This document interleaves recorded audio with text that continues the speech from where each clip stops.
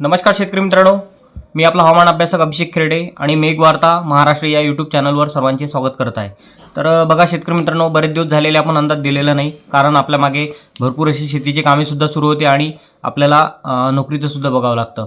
तर बघा, मला अंदाज द्यायची गरज वाटली नाही म्हणून मी अंदाज सुद्धा दिलेला नव्हता, कारण की जे आपण साधारण 20 ऑगस्टपर्यंत संपूर्ण राज्याला ज्या जिल्ह्यानुसार तारखा दिलेल्या होत्या, अजूनही आपला अंदाज त्या तारखेनुसारच घडताना आपल्याला सध्या दिसत आहे। तर फक्त या 2-3 दिवसांमध्येच थोडा मोजकाच त्यामध्ये बदल दिसतोय, तर तो बदल नेमका कुठे राहील त्यावर आपण हा व्हिडिओ टाकतोय। तर बघा शेतकरी मित्रांनो, मी साधारण विदर्भाला 14 ते 16 ऑगस्ट दरम्यान पाऊस सांगितलेला होता, तो त्या भागात तो होणारच आहे, त्यात काही शंकाच नाही। तो मग पूर्व विदर्भ असो की पश्चिम विदर्भ असो, ज्या ज्या मी त्यांना तारखा दिलेल्या होत्या त्या तारखेनुसार त्यांना घडताना दिसणार आहे। तर शेतकरी मित्रांनो बघा, मराठवाड्याला आपण बऱ्याच विभागाला आपण खंड सांगितलेला होता, साधारण काही भागांना 6 ऑगस्टपासून 16 ऑगस्टपर्यंत सांगितलेलं होतं, तर काही भागांना आपण 9 ते 16 ऑगस्टपर्यंत सांगितलेलं। आता मी प्रत्येक जिल्ह्याचा रिपोर्ट आपल्याला देणार नाही आहे, कारण की आपल्याला बघायचंच असेल तर मागील व्हिडिओमध्ये आपण संपूर्ण तारखा जे दिलेल्या ते आपण बघू शकता। तर तार मोजकेच बघा, छत्रपती संभाजीनगरला आपण 9 ते 16 ऑगस्ट कमी पाऊस सांगितलेला होता, तर ठीक त्यानुसारच आपल्याला पाऊस जो आहे तो कमी होताना दिसणार आहे। तसेच जालनाला आपण 6 ते 18 ऑगस्ट पाऊस कमी सांगितलेला होता किंवा एक प्रकारचा खंड सांगितलेला होता, तर ते सुद्धा परिस्थिती आपल्याला सध्या तशी घडताना दिसत आहे। तर राज्यातील बघा बऱ्याचशा विभागामध्ये लातूर असो की परभणी असो, आपण त्यांना साधारण 11 ते 16 ऑगस्ट दरम्यान आपण हलका सांगितलेला होता, तर परभणीला आपण 7 ते 17 ऑगस्ट नसल्यागत सांगितलेला होता, तर एकदम कमी षटकारे सांगितलेला होता। तर बघा शेतकरी मित्रांनो, आपला अंदाज जो आहे तो अजूनही त्याच तारखा आपल्याला लागू होत आहे आणि साधारण आपण ह्या तारखा ज्या आहेत 20 ऑगस्टपर्यंत राज्याला आपण दिलेल्या होत्या। तर बघा आता नेमकं पुढे काय होतंय ते सध्या बघा, सध्याचा जर एक अंदाज बघितला तर सध्या बंगालच्या उपसागरावर एक डिप्रेशन आहे, जे सध्याच्या घडीला झारखंड प्रदेशावर त्याचा मार्ग जो आहे तो दिसत आहे आणि त्याचा जर सध्याचा जर मार्ग बघितला तर तो पश्चिम आणि उत्तर पश्चिम दिशेला आपल्याला ते जाताना दिसणार आहे। तर हे जे डिप्रेशन जे आहे ते शेतकरी मित्रांनो 24 तासामध्ये त्याचं ठळक कमी दाबाच्या क्षेत्रामध्ये रूपांतर होऊ शकतं किंवा ते निष्क्रिय सुद्धा होऊ शकतं।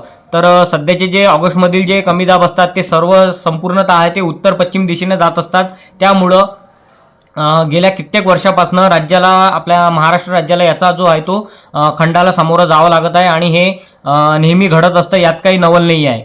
तर शेतकरी मित्रांनो बघा, ऑगस्ट महिन्यामधील जर मान्सून ट्रफची जर परिस्थिती बघितली तर ते उत्तर पश्चिम दिशेला जास्त असतात, त्याच कारणामुळे जे कमी दाब सुद्धा असतात ते उत्तर पश्चिम दिशेलाच आपल्याला जाताना नेहमी दिसतात आणि म्हणूनच ऑगस्ट महिन्यामध्ये राज्यामध्ये जे आहे तो पाऊस हा कमी होत असतो। तर तरी शेतकरी मित्रांनो बघा, आज आहे 14 ऑगस्ट ते 18 ऑगस्ट दरम्यान राज्यामध्ये मराठवाडा तसेच विदर्भामध्ये चांगला पाऊस आपल्याला होताना दिसणार आहे। तुरळक ठिकाणी का होईना पण मध्यम ते दमदार असा पाऊस आपल्याला होताना दिसणार आहे आणि पश्चिम घाटावर, पश्चिम महाराष्ट्रामधील पश्चिम घाट प्रदेश जो आहे आणि तसेच कोकण किनारपट्टी या भागांना सुद्धा याचा जो पाऊस आहे तो चांगला दमदार असा पाऊस आपल्याला होताना दिसणार आहे।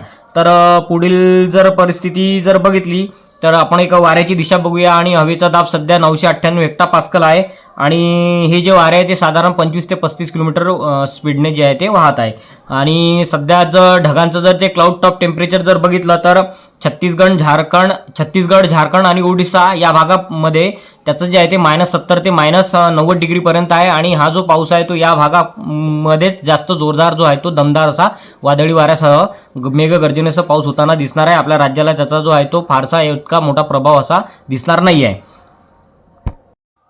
तर सध्या बघा, MJO जो आहे तो सध्या फेज 6 मध्ये आहे आणि त्याचा अँप्लिट्यूड सध्या 1 असून त्याचा आपल्याला कुठलाही असा फारसा फायदा होत नसतो, हे आपण मागे सुद्धा सांगितलं आहे। आणि सध्या जर रॉस्बी जर बघितलं तर ह्या सुद्धा बंगालच्या उपसागरामधील सेंटरला आहे आणि थोडंसं त्याचा जो प्रभाव आहे तो उत्तर भारतावर जास्त दिसतोय। याच कारणामुळे शेतकरी मित्रांनो आपल्याला हवा तसा अजूनही पावसा जो आहे तो होणार नाही आणि चांगल्या पावसाला आपल्याला ऑगस्टच्या शेवटच्या आठवड्यापर्यंत ही जी आहे ती वाट बघावी लागणार आहे। तर एकच अंदाज देतो शेतकरी मित्रांनो बघा, बरेच जण काय करतायत की इतरांचे अंदाज बघतात आणि आपल्याला फोन करतात, मेसेज करतात, तर आपण आपल्या अंदाजावर ठाम आहोत।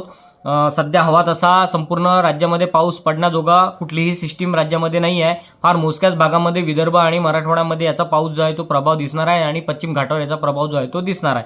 तर साधारण जर बघितलं तर पुढील कमी दाब जो आहे तो एक 23-24च्या दरम्यान बंगालच्या उपसागरामध्ये बनताना दिसतोय आणि त्याचा जर सध्याचा मार्ग जर बघितला तर तो सुद्धा आपल्या महाराष्ट्र राज्याच्या विदर्भ च्या कोपऱ्यावरून तो मध्य प्रदेश ते उत्तर प्रदेशकडे जाताना दिसतोय।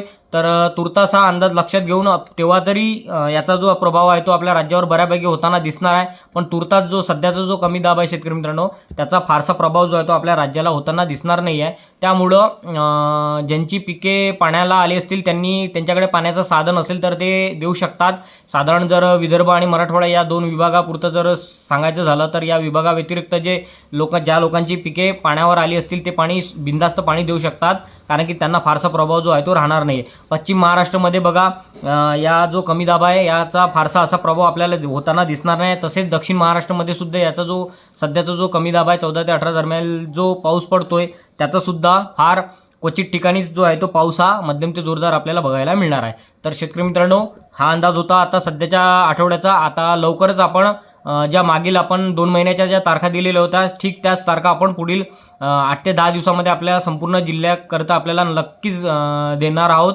तर कमेंटमध्ये आपल्याला ज्या विभागाचे आपल्याला अंदाज हवे असतील 2 महिन्याचे त्यांनी कमेंटमध्ये विचारावं, म्हणजे जेणेकरून आपल्याला पुढील अंदाजामध्ये आपला भाग हा घेण्यात येईल. तर शेतकरी मित्रांनो, धन्यवाद व्हिडिओ बघितल्याबद्दल. आणि नवीन असाल तर चॅनलला सबस्क्राईब करा आणि व्हिडिओ शेअर जरूर करा. धन्यवाद.